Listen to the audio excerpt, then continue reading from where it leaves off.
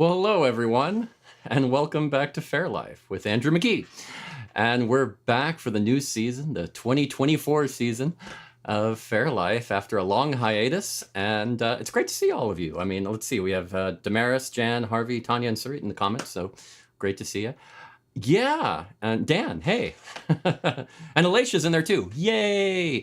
Woo! So yes, it has been a crazy off season. I had all of these plans for the first show, and I was thinking, let's do this and let's do that and let's show off this. And then Harvey went and made this comment in the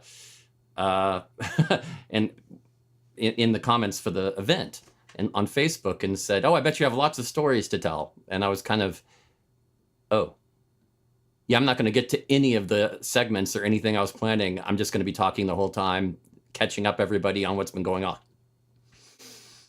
You were totally right. So that's kind of what it's going to be. This is just sort of a little intro episode for the season. So that's, we've kind of done that before, and I should have thought of that. But, as always, Harvey knows what he's doing. So, yeah. And hey, Greg, great to see you. And Janine, hey, great to see you too. Yeah, story. Right. Of course, episode 0.5. You're not wrong. You're not wrong. I mean, that's kind of what it is. The other day, I was kind of just going over all the plans and everything I wanted to do, and I went ahead and watched the first episode of Fair Life. This was sort of a test episode as well, very much a 0.5. That was back on April 26, 2020. Yeah, I went ahead and took a look at it, and it came about it was the only Fair Life that was not on a Monday. It was on a Sunday because it was essentially a sound check. This was very early in the pandemic that we were just trying stuff out. We'd been going for a few weeks. And, some of the other groups online were saying how their streams were having problems on Saturdays and Sundays, and they ended up canceling them or stopping them in midstream. And yeah, they were blaming Facebook and YouTube. And I was kind of like, I'm not having any problems on Thursdays or anything. I wonder if it's a weekend thing. Personally, I think they just didn't really know what they were doing and trying to figure it out. But to be fair, we all were kind of doing that. So fair enough. But I went ahead and just said, let's just do a test video on Sunday and see how it goes. And I went ahead and just hung out and talked with people and played a little music, and everybody seemed to like it. So that's how Fair Life began. So yeah, a little history there. Yes, and thanks, Chris. Yes, I am actually live again. I know you were you were probably the most vocal during the off season, saying, "When are you coming back? When are you coming back?" And I appreciate that. I really do. Yes. Oh, hey, Drew. Great to see you. And Gypsy. Hey, thanks. And Kathy. Hi. Great to see you. No, Alicia was also one of those doing that. And I from what I recall, your streams were doing pretty well. I was thinking of others, but it was, yeah. It's one of those where I think sometimes, or especially early on, we were all kind of trying to bite off more than we could chew. And even I had a few small problems, but very rarely did it cut the stream. And yeah, I mean, it was mainly just figuring out the hardware and software and how to make everything work. It was definitely doable. But of course, to be fair, why I tried it was because I wasn't 100% sure that it was them. It could have been a Facebook issue. Everybody was starting to stream because of the pandemic. And I was kind of like, maybe everything's overloaded. It could be a weekend thing. So I felt I just wanted to be sure. And the stream went without a hitch. I went with very aggressive settings, high bitrate, low resolution, still only 720p back then, but it was, yeah, it really, no problems at all. And this was even before I had Google Fiber, so yeah, not too bad. Not too bad. Right. Well, always. That's kind of become my catchphrase, Janine, to be fair. Or fair enough. I tend to say that, and every time I say anything like that, I get a little twinkle in my eye, and you can tell that's what I'm thinking. Am I saying it fair, F-A-I-R, or am I saying it F-A-I-R-E? or both. You never know. Right, right. You'd think, but no, no. Honestly, when that all started, I was working 80-hour weeks on this. I would be working, I'd wake up and I would be working on it, researching it, figuring it out, testing all day long, day after day, and trying to make things work and keep improving it and figuring it out. That's how I did it. And I know not everybody had that ability, but that was my approach. And I think that's why we were fairly successful with it. Because, yeah, I mean, I for the first broadcast we did, I set up a restream server so that we could dual stream to Facebook and YouTube at the same time without going through a third party. And I figured out how to do that in about 5 days. So there were still a few little weird glitches at the beginning. Like, for instance, I started streaming before anybody knew we were streaming. So I jumped the gun a little bit on that, but it was, I was figuring it out and tweaking it up until the last second when we started that first post Sherwood pub sing stream. So yeah, it was really crazy. It was really crazy. And hey, Mark, great to see you. Great to see you. And I know Chris is all about the music. I'm not going to do it this time, but in the future, a lot. And I'm going to talk a little bit about that because this is more just a, hey, let's talk about what's been going on and what's going to be going on show. So it's kind of a teaser trailer show in a way. But don't worry, there will be a lot of music. Music at least once a month, probably more often. And I'll tell you why, because it's some good stuff. Because, yeah, I mean, you're not wrong. I have been getting away from playing music a lot more and online, and that has been a mistake. And I'm definitely going to correct that. Yeah, I can't help it. It's just, that's how it goes. Oh, I know, right? I know, Harvey, yeah, the mandolin. That is, and that's probably one of the segments I'm going to start talking about, good places to get traditional instruments.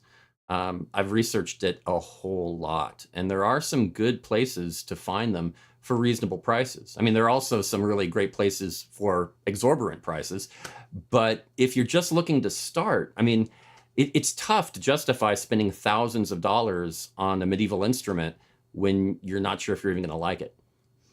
But I'm a big fan of finding an inexpensive starter model, practicing, working on it, and then getting, if you like it, getting a really good one and treating that as your backup, because it's good to have a backup instrument. Trust me, I know what I'm talking about. Okay. Right? Yeah, I know. More music is always good, I'm glad you approve. Thank you. That is always a good, probably, because I totally remember where I sent you. But yeah, I think so. It's kind of been one of the places I've been recommending the last few years, so probably. Yeah, there are several good spots. But yeah, I think it might be good to go ahead and just put together a segment where you want instruments, this is where you go. These are the options that I recommend. The beginner, intermediate, and advanced kind of route, because getting traditional instruments, not as easy as you'd think. And certainly there are some luthiers who, yeah, if you want to travel to a small town in Minnesota or something, yeah, you can find this guy who makes this particular instrument, but he doesn't sell online, and there's a waiting list of 12 to 18 months just to get it. So that can be quite frustrating. You really have to think long term on these things. You're not wrong. I mean, I think that's one of the best starter. There's like 3 starter plastic recorders I recommend, and the Yamaha is definitely one of them. But yeah, honestly though, you can get the high-end plastic Yamaha for like $31 on sale, and you can't get anything better. unless you go with wood or something like that. So it's not that much of a jump to go to that advanced one. I mean, the recorders I play at Faire, regular retail price is around $40, and they're great. So yeah, it's nice to have those options. Well, good, Australia. Well, then maybe they're far enough away that they won't bother anyone. Because yeah, when you're learning to play bagpipes, it is challenging to maintain friendships. Later, it can be great, but early on, yeah. Yeah. Yeah, that's actually one of the great places. Eastern Europe, they have some really good luthiers, and there are a few companies that will, work with them to ship them to the U.S. And that's actually one of the places I go through. That's how I got that one. That one I think is actually Romanian. Yeah, definitely. Nice. Tin whistle. Wow. There are a lot of options, and this is actually a great. I probably should look at doing a show on that. Recommending it. I'm trying to get off. I was trying to get off of it. Yes, I was trying to move on because I know the good news is we don't have many fairs this week. So when I go to the fair list, I can keep it to under 5 minutes. So it's not going to be that bad. We've got a little time. We're doing okay. We're doing okay. I know it's 7. We're doing okay. We're going to make this. We're fine. We're fine.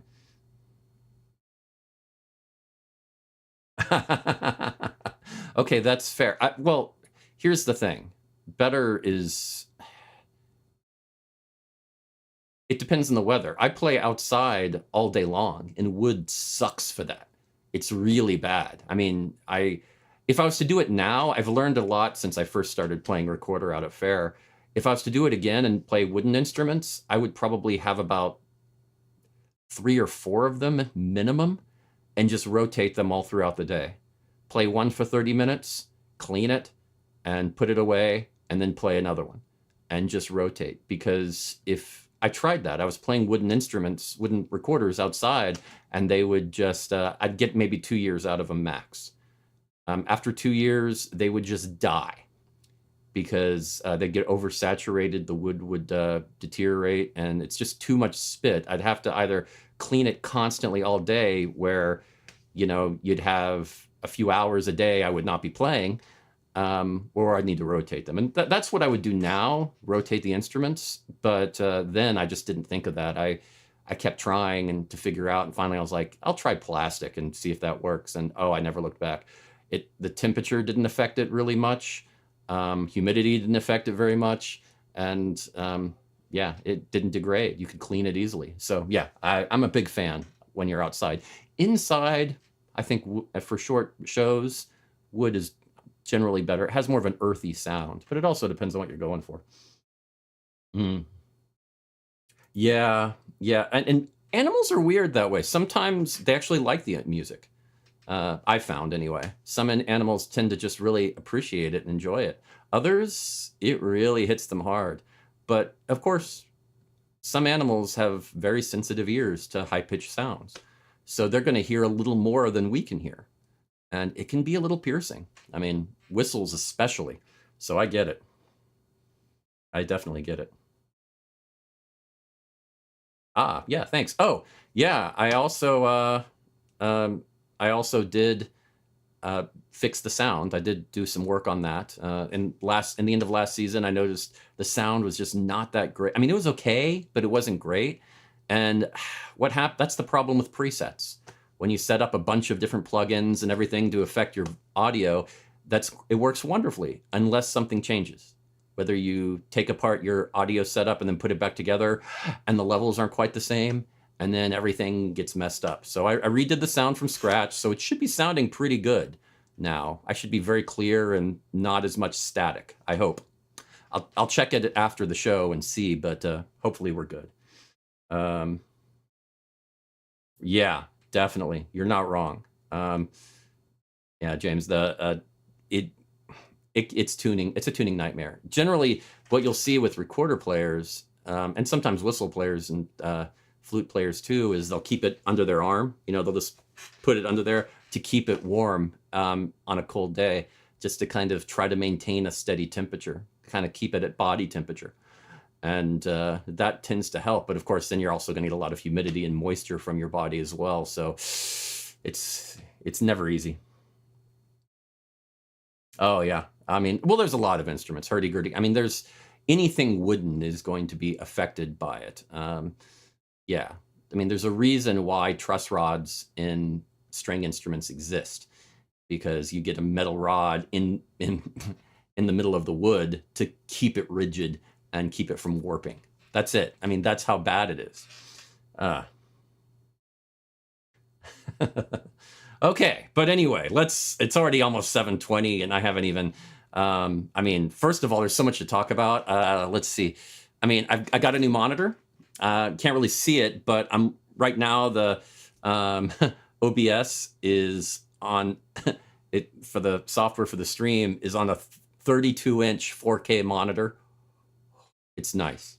It looks so pretty. My gosh, I look clear. I need to, God, I should have shaved more.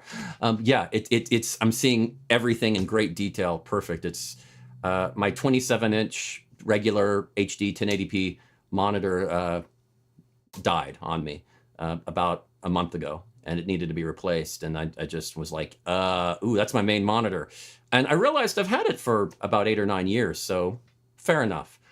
But I've been wanting a 4K for a while, and I figured let's go up to a 32-inch, and it is nice. I highly recommend it. It's not a gaming monitor. It's not a high-end graphics editing monitor. It's that in-between area where it has good color, and with tweaking, it's very good. But it's only a 70 hertz screen, so not necessarily great for gaming, but that's not what I need it for. So we're good.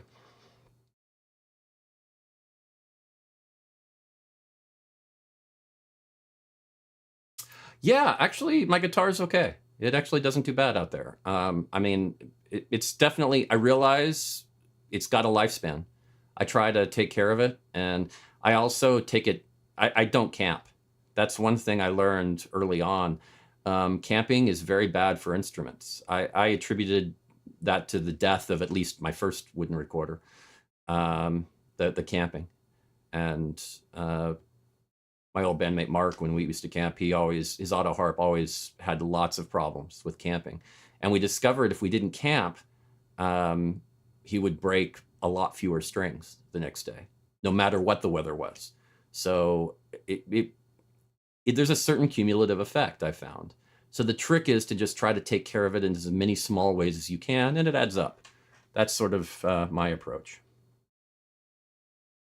No, I don't know what you're talking about. No, anyway. No, it's all good. It's all good. Yeah, so let's see. Oh, gosh. Yeah, okay. So a lot of, I guess the question is why so long for time off? Because I know some of you are kind of saying, when are you coming back? When are you coming back? And, well, here's the thing. I know it kind of makes sense to take off for Christmas, but I've really developed the habit of taking off for a full month, starting in the middle of December and going to at least the middle of January. And I kind of blame my old bandmate Mark Gunn for that, because what would happen is when we started playing music, his mother lived in Italy, and he would go visit her. And you don't just go to Italy for 3 or 4 days for Christmas. He would go for the month. So band was off for a month. And, I guess I could have tried to do a solo show for New Year's Eve or something. But, at that point, I'd never really done that. And I was very used to playing in a group. So it was a little intimidating. So I just enjoyed the break. And it also allowed me to work my butt off at like a level of 110% through the fall, from September, October, November, and early December. And I could just push myself knowing that I'd get a full month off afterwards and no problem. So that's kind of how I've approached it, and it's worked very well. So I keep doing it. And when I thought about starting in late January, but I kept coming up, well, there are a few things that happened, and I had to go out of town for one thing, and Alicia had some stuff, and it just kind of kept snowballing a little bit, but also I was getting a lot of things done and figuring out a lot of things with the websites and the services. So yeah, it was productive. So I just kind of set a time later. So I'm happy with it. Yes, yes. I mean, that's kind of it. It's easier to do that. It's a very European way to handle that, to have a long vacation time to recoup. And yeah, and I really got used to it. But so I don't think I can go back, not easily. I'd have to change up my whole year if I approached it that way. So yeah, that's kind of it. It's a good time. That's how I learned how to be a sound engineer. I worked hard in the off season to years ago when I had that time. I spent several straight weeks doing nothing but testing sound recording and mixing and mastering, and I got really comfortable with it. So that's how I got that start. I kind of created my own little, based on home recording books that I had. I just did a lot of testing and created my own little workshop over a 3-week period, and it's paid dividends. So it's all good. Yes, yes, you did, Alexia. You did a good job. So good. Huh. So yeah, I did that, and yeah. So reworking Life's a Fair. You might have seen some of the graphics change. Let's see. I think I still have a picture of my of the first Fairlife here up here. Yes, I do. I was from Fairlife back in 2020. That first one that when I was doing that. But yeah, I've changed the graphics on a lot of the pages from Facebook and everything. I think, yeah, there's the Facebook cover. And the old ones they were kind of placeholders anyway. They weren't really designed. We weren't expecting to keep them for very long, but when Lee left, it kind of changed things a little bit, and I kept them a lot longer than I intended. So it was time to kind of mix that up a little bit. And then I think, yeah, there's the Patreon page, and then of course YouTube, and trying to link them a little more and make them look a little more consistent and go with that. So that's pretty good. And yeah, I'm liking that. So all good. Let's see. I'm trying to make the page a little more Patreon centric, where everything's going to Patreon. I've been blogging and posting on Patreon regularly. So there is that. That's been pretty good. I'm working on an update for the website, and that's not live yet, but that is in the process of being worked on. And yeah, I might start. I'm going to have regular posts on Facebook and YouTube throughout from week to week. So not just Fairlife, but other things too. So you'll get to see a little bit of that. Maybe Instagram too. I've had a little trouble logging into our Instagram because there's some configuration glitch where because it's linked to Facebook, it's not working very well. So I might end up just deleting the old one and starting fresh with a new Instagram page, but I'll let you know if I do. So that's on the list. I'm not sure about TikTok or Twitch. I might join TikTok and start posting some short format videos, but I don't know. I have kind of mixed feelings about TikTok. It is very popular now, but we'll see.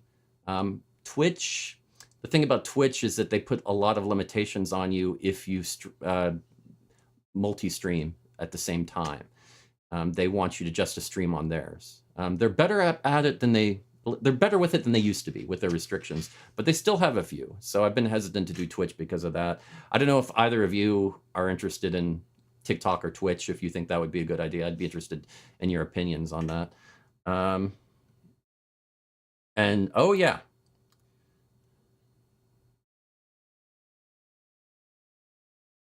Yes, that is true. I am looking at guests. Yes, that is definitely on the agenda. That's something that Alicia and I need to discuss more. She's had a few things going on, so we haven't had as many meetings as I would have liked. But I think in the near future we'll be talking more about that and trying to work that out. That we talked about that last year, and it didn't quite happen last year like we wanted. So I'm pretty sure this year it's going to come together. I totally agree with you on the gaming thing. There are some people that make it work if they don't game. And of course, it would just be another option. It wouldn't be the only thing. but that's been my hesitation too. I, I think it kind of hit a peak with Twitch, and now that peak is kind of diminishing. It's not quite what it was. So I think you're right on that. I agree with you.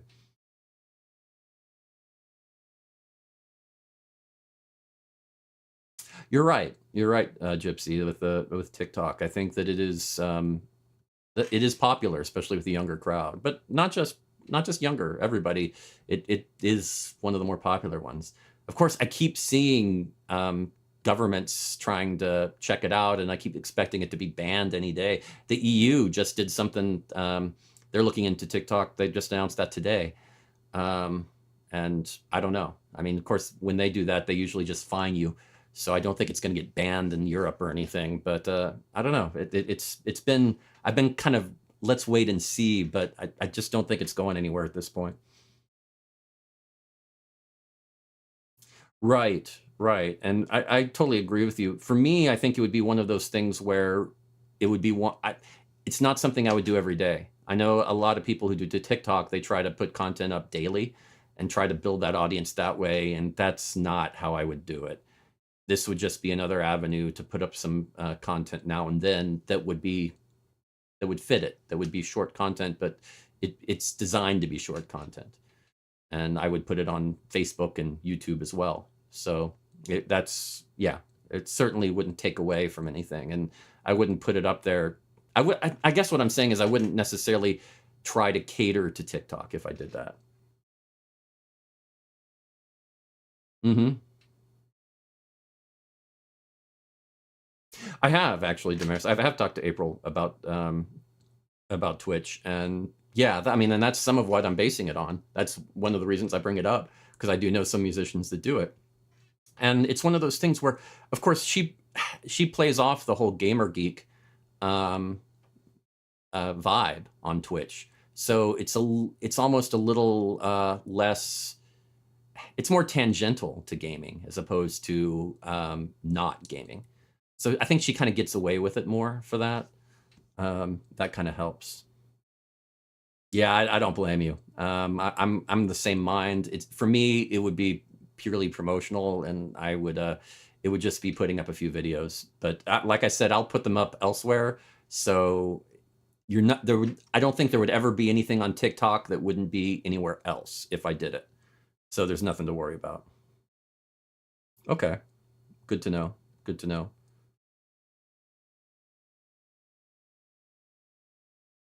Yeah, I mean,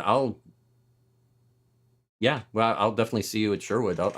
Yeah, I guess I could mention my schedule. I'll be at Sherwood in March and April, and then in May I'm going off to New Jersey, the New Jersey Fair, for 4 weekends, and then after that I'll be going over to for 2 weekends in North Dakota in Fargo, the North Dakota Ren Fair.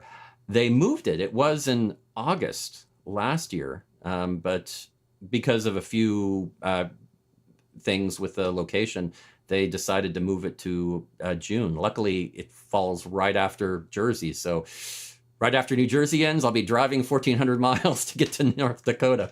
But yeah, so that's going to be my schedule. I'll have a few weekends off in between Sherwood and Jersey. I was going to do Scarby, but that fell through. Scarby cut back a lot this year. Several groups that were going to be there are not this year. So we'll see what happens with that. But yeah, yeah. I know it's 7:30. Gosh. Um, okay, Alicia will be at Norman, so that's awesome. 1st of April. So yeah, maybe we can do some stuff, some promotional stuff, get some video and post it or something. I'd like that. Yep, back to North Dakota. If you want to make a trip, Jan, I'm just saying. It is North Dakota in June. So if you want to beat the heat, go to North Dakota. In August, they were complaining last year on one of the Saturdays because it got way too hot. It got up to 80. I laughed at them and just said, listen, I came from Austin before this and it was 106. So I'm loving this weather. So yeah. Oh man. Yeah, and she's going to be over at Scarby. So uh, yeah, I wish it would have worked out this year, but that's one of the things about being a performer, especially a solo performer. Things, I mean, some of the larger groups, they'll have the multi-year contracts, but the solo group, solo performers, it doesn't usually work that way. Normally, you have to be a little fluid and flexible and move around at different fairs all the time because how fairs approach it is, at least in my experience, is that they fill the large groups with the large stages and then work down, and you become filler at the end. I mean, they don't really think of it that way. I mean, they still respect you. Don't get me wrong. Well, usually, but it's still it's more. You're not the first one booked when you're a solo artist. Is really what it boils down to. No matter who you are, because or if you are, it's very rare. Yeah. Oh, good. Good. Yeah. Yeah. Some of those, I've learned how to handle the summer now. Book as many things up north as I can. That's my strategy for handling the summers in Austin. Don't be here. Yeah, that is very good.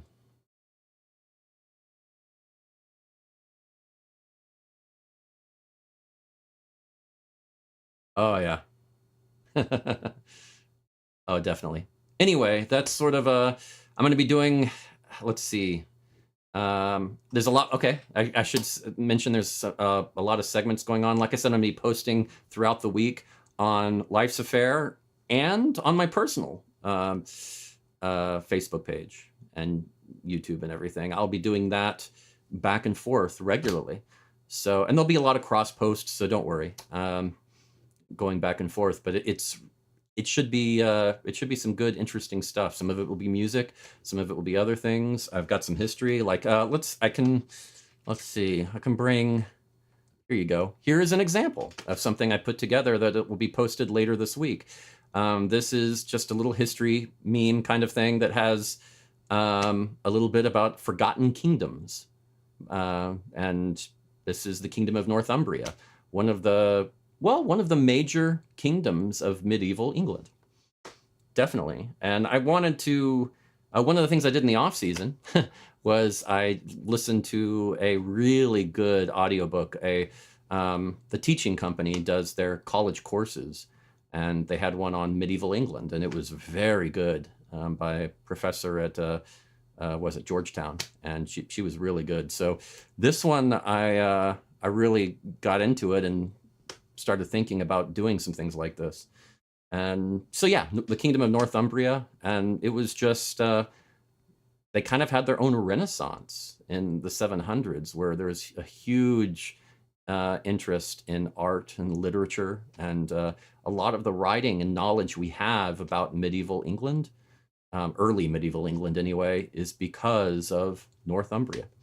So it's really kind of interesting. So anyway, I don't know. I put this together myself in Photoshop, and you can see the influence from. Well, yeah, I was mainly influenced by the old Prince Valiant comics.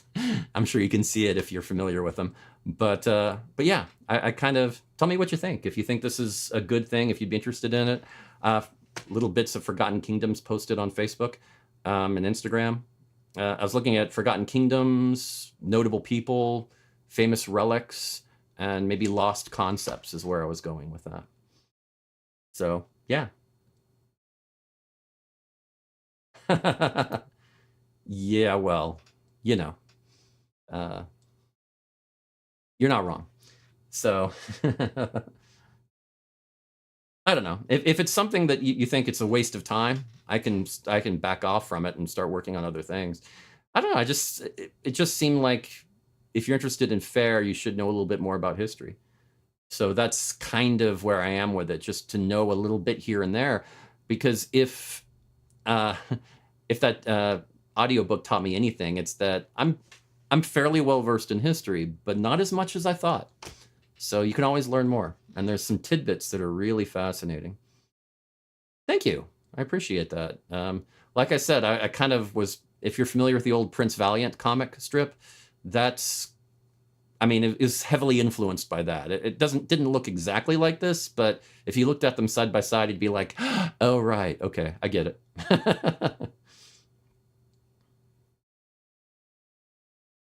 Oh, don't worry, I won't. That is on my list too. Anyway, yes, it's already, yeah, getting late. Let's see. Okay, I guess the only other thing to talk about really before we jump into the other segments is Valentine's Day. That was last week. I hope you had a good, wonderful, cheap candy day.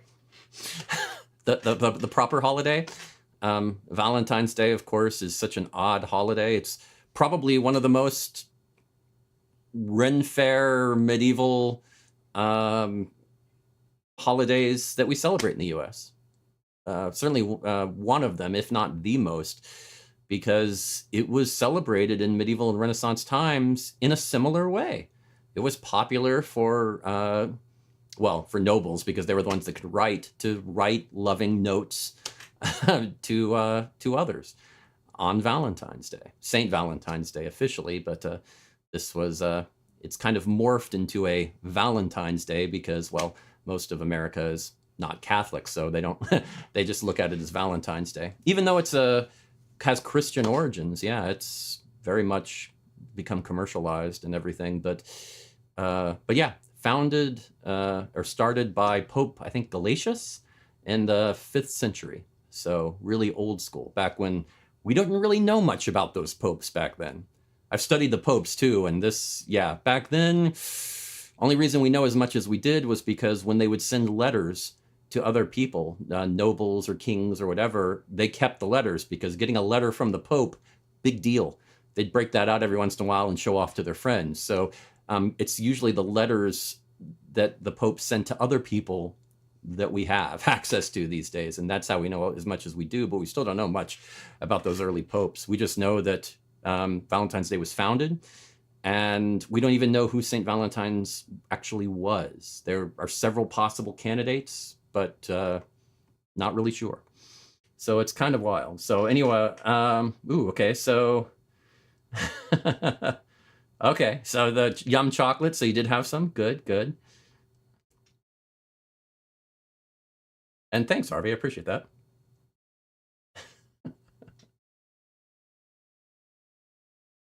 Oh, wow. Valentine statistics. I like it. That is smart.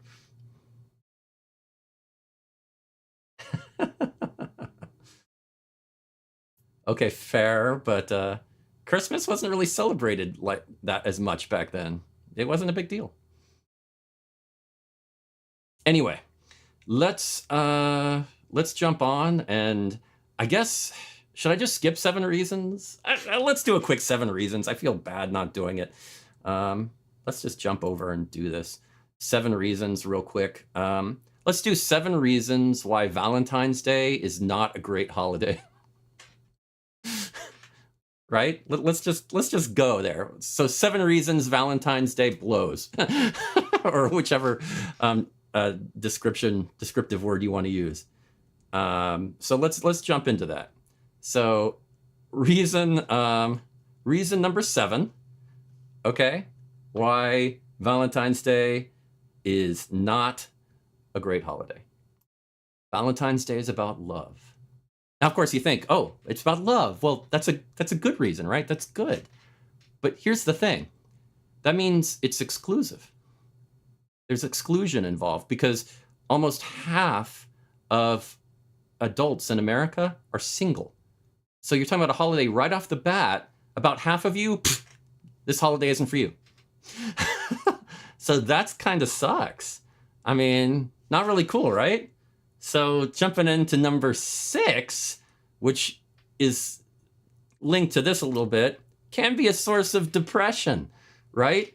I mean, it's sort of like a punch in the nose of what you may think is wrong with you. My life sucks. And you're reminded of it on Valentine's Day because you're single or you're just not happy or whatever. It's actually a myth that Christmas is the height of suicides. Not true. It's actually the summer. And February is not a big suicide month. except on Valentine's Day. So yeah, that says a lot. It's definitely problems there. Yeah. So mental health wise, not so good. Number 5, it fosters unrealistic expectations. I mean, it encourages comparison. You've got to outdo your friends. You got to outdo past relationships. You've got to outdo what you did last year. Keep one-upping everyone and yourself.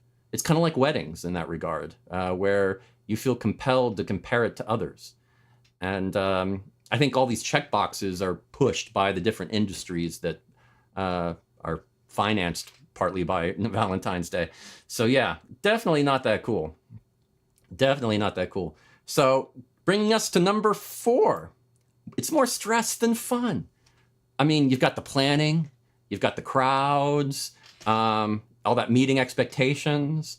I mean, okay, there are people that can handle it. And generally, I'm kind of like that a little bit. I mean, I think it's a fun game. I can treat it like a game and have fun with it and try to just see how it turns out. But I'm one person in a relationship. The other person, the odds of both of us not being stressed, not good. So yeah, it's 2 to tango, and if it just takes one of them to be stressed to make it a bad holiday. So yeah, number 4, it's more stress than fun usually, and that's a problem. That's fair, Jan. Oh man. Oh wow. Okay. And yeah, you're right. You're right. The last minute rush of guys in the grocery store on Valentine's Day. Yeah. Um, oh yeah. Oh yeah. Yeah. You're right. You're right. And wait for it, James. Here we go. Number 3.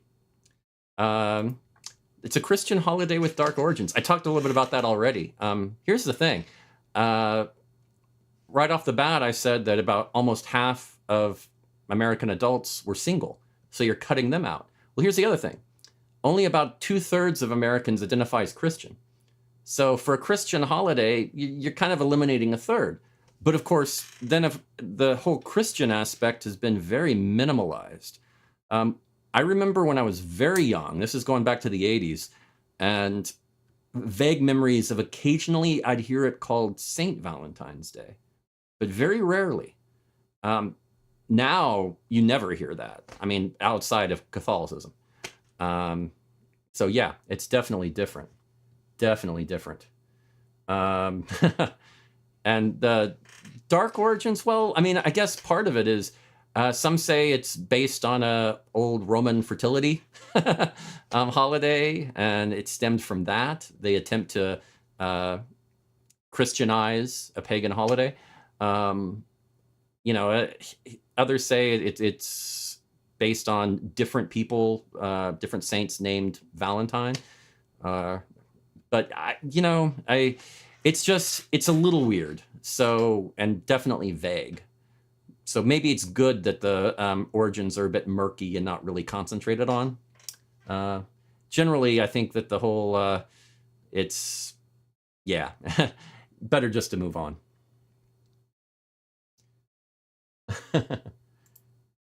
Oh yeah, okay. Now you're just now you're just spoiling the surprise, James. Because here's number 2. Pressure is you to spend money. But no, yeah, good heads up. You guessed, yes. I looked it up. The average cost or the average amount of money that people spend on Valentine's Day is $138 for the holiday. So I'm thinking, what, dinner for 2, maybe $100, flowers $20, candy $18, and something like that. So yeah, it makes sense. But yeah, expensive. And how much do you really get out of it? The thing is, it's not exactly a holiday about love anymore. It's a commercialized holiday to make money. It's commercialized love. It's weird. I mean, it pretty much finances the floral industry, the candy industry, the greeting card industry, and the restaurant industry. And think about how many of those would go under if Valentine's Day suddenly went away. How ingrained they are in their bottom line with Valentine's Day. I mean, floral industry, they'd have to change a lot to stay afloat because they have so much geared towards flowers for that day. Yeah, candy, ooh, that'd be a big hit in them for them, and it's been rough on the candy industry these days. Chocolate and cocoa is really, it's been rough with the price shifts on those. Greeting cards, they've been suffering for years, so I think they would probably suffer greatly without Valentine's Day. Restaurants, it would hurt them, but I think they would probably get by. Yeah. Yeah, yeah. I mean, I think keep in mind average, and you don't have to. I like to think that all of us in here are not exactly average, so don't sweat it. Uh-huh. Right, right. You're not wrong. Some of them are that's what I should have got some pictures of Victorian Valentine's Day cards. Yeah, they're interesting to say the least. Okay. Number 1. The number 1 reason that Valentine's Day is not a great holiday. Here we go.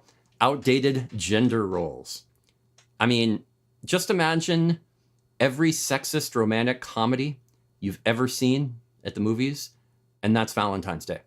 I mean, that's pretty much it. I mean, the amount of pressure, the only thing I can compare it to is maybe prom.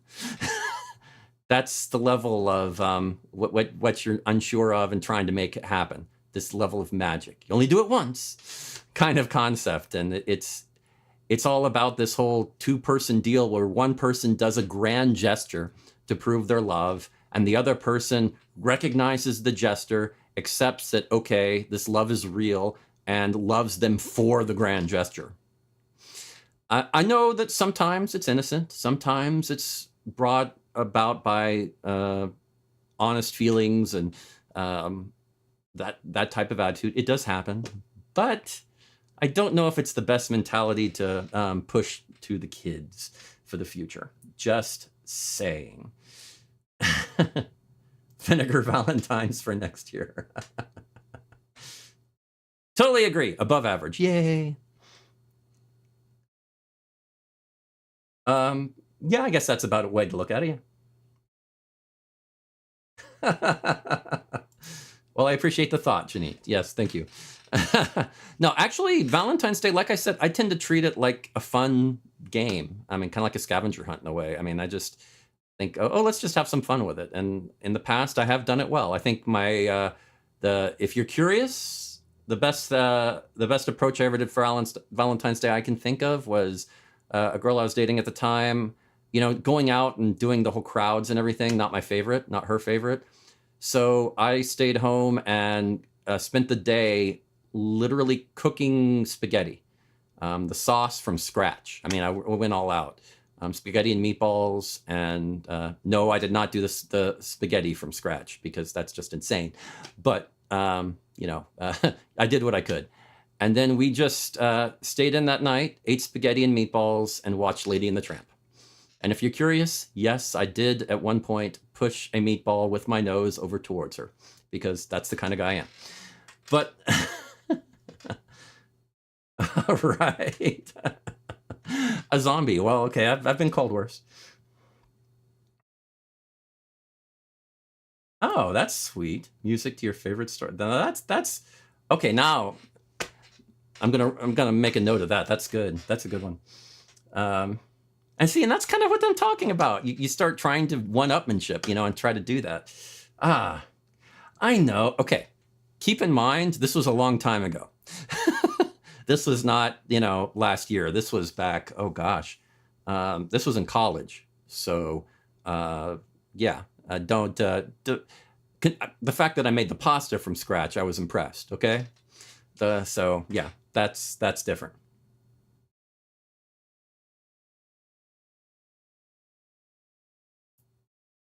Oh, that was me? Oh, that does sound like me. Okay, that makes sense then. Oh, always good. Always good. Uh, the philosophy scrambled eggs by the philosophy student. That does sound like a weird philosophical paper of some kind, doesn't it? Uh, oh, that. Yeah, I remember that. Yeah. Okay. Cool. You see, and that's what I'm talking about because there's so much pressure. It inspires you to go the deceit route, and that's just not good. It's not good. Oh gosh, it's already 7:53. Ooh, okay, okay. I'm determined this isn't going to be an hour. Okay, let's jump over real quick to the Faire map here. Okay, see, it's very short. This will be very quick. So let's just jump into this. Okay, let's see. We can do. Um, let's see. Let's get this over here. Okay. So what we have, yay, laser pointer, yay. Okay, so what we have here is, see if I can get this better. Get the list up. Okay, we've got this somewhere. Okay, here we go. So we'll start off this weekend. We have the Bay Area Renaissance Festival here in Dade City, Florida. And this is the second of 7 weekends, and the theme is Pirates and Princesses. Now, nearby, we have the Florida Renaissance Festival in Deerfield Beach, Florida, and that's the 4th of 8 weekends, and the theme is steampunk and time travelers. Interesting mix. Okay. Jumping up over to Michigan, we have the Michigan Nordic Fire Festival in Charlotte, Michigan, and this is just one weekend. 3-day weekend, Friday through Sunday, and it is a Viking festival. So that's how they justify how cold it probably is up there. Now, jumping down, you'll notice a little ship here. Always good. Little ships. Yes, yes, yes. Well, I'm including the Wren Cruise that's leaving Port Canaveral, Florida on February 26th. That's actually Monday, next Monday, but it's going to be gone for a full week. And yeah, they do hire Ren Fair performers and bring them out there. So yeah, I figured they don't do many of them a year, so I'll include them when I can. Let's do that. And then jumping over here, we have the Arizona Renaissance Festival in Apache Junction, Arizona. And it is the 4th of 9 weekends.